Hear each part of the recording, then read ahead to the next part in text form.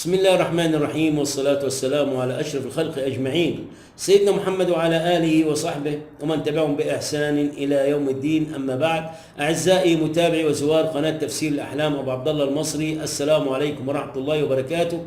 أتمنى من الله سبحانه وتعالى أن تكونوا في أتم الصحة وفي أسعد حال، أدام الله عليكم الصحة والعافية بإذنه تعالى. أحبابي في الله، موضوعنا النهاردة معنى رؤية التين الشوكي في المنام للمرأة الحامل. رؤية المرأة الحامل للتين الشوكي في المنام، ايه تفسيرها؟ طبعا رؤية التين الشوكي في منام المرأة الحامل إذا رأت إن هي تشاهد شجرة التين الشوكي، فالرؤية هنا غير محمودة ليها، لأنها بتدل على إيه؟ بتدل على وجود شر ليها ولطفلها، ولكن هذا الشر سيكون لوقت قريب والعياذ بالله، يعني هيكون فترة قريبة وهينتهي ويزول الشر بأمر الله تعالى. ربنا يخلصها من هذا الشر، وربنا يبدلها بدل الشر ده خير إن شاء الله بأمر الله تعالى.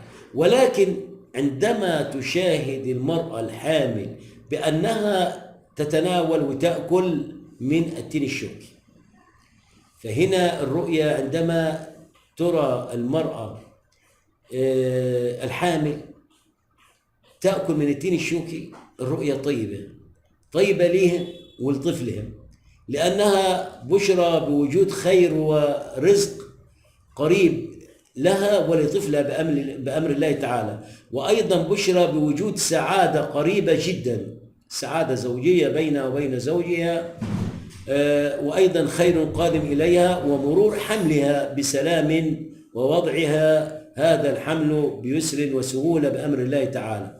وإذا رأت المرأة الحامل في منامها أنها تأكل من التين الشوكي القليل فقط، يعني حاجة صغيرة، فهذا يدل على السعادة لها ورزق وفير أيضا لها ولطفلها، وأنها سوف ترزق من واسع فضل الله عز وجل في وقت قريب جدا.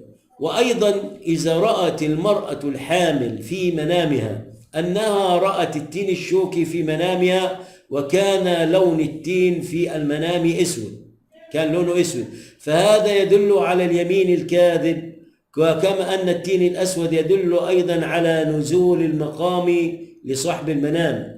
إذا كان صاحب المنام في مقام عالي يعمل صاحب منصب، فالرؤية تعني على نزول الرائي من مقامه، يعني التدني من المقام اللي هو فيه،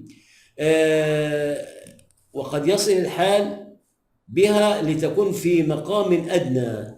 تمام. أما رؤيتها أن هي تتناول التين الشوكي، رؤية محمودة تعني خير ورزق وسلامتها وسلامة جنينها، ووضع هذا الحمل عن قريب ووضعه بكل يسر وسهولة بأمر الله تعالى. وهذا ما يعنيه رؤية التين الشوكي للمرأة الحامل في منامها بأمر الله تعالى. وأخيرا أستودعكم الله الذي لا تضيع ودائعه، والسلام عليكم ورحمة الله وبركاته.